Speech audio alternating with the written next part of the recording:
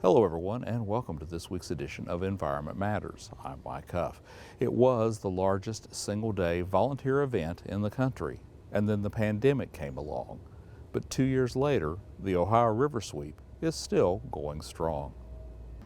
Up until 2019, this is what the annual Ohio River Sweep looked like. Large groups armed with gloves and trash bags swarming the shorelines up and down the Ohio River across 6 states that border it. Beginning last year, safety concerns for all those volunteers related to the ongoing COVID-19 pandemic meant the event organizer, Orsanco, had to come up with a different plan. After deciding to cancel the traditional one-day cleanup in June, the organization shifted to the mini-sweep format. We were actually contemplating totally canceling the sweep for the year. We'd already had funders, folks that offered donations, just a number of industries and entities up and down the river. We'd already purchased T-shirts. We had an investment, and we just didn't want to totally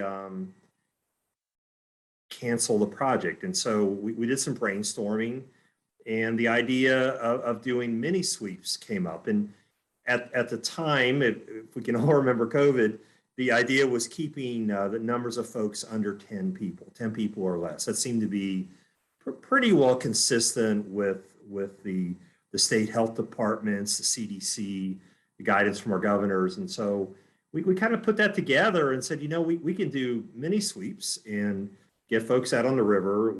Because of the ongoing pandemic, organizers of this year's event again adopted the mini sweep format. And with more time to plan and promote the event, cleanups at this year's sweep increased 6-fold.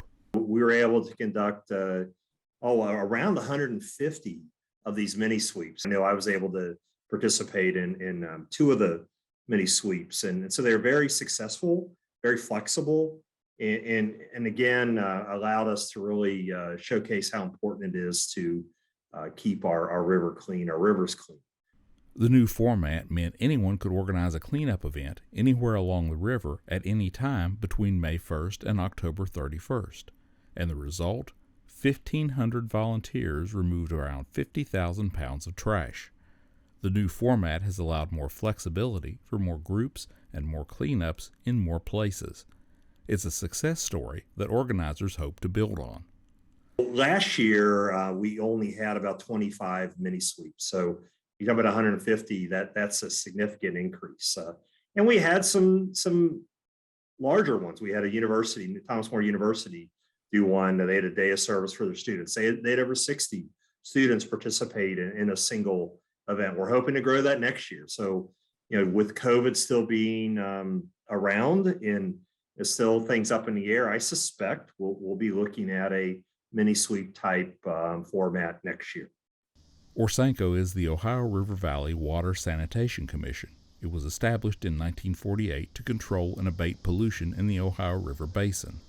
The DEP is a member organization and coordinates the River Sweep volunteer efforts along the West Virginia shoreline.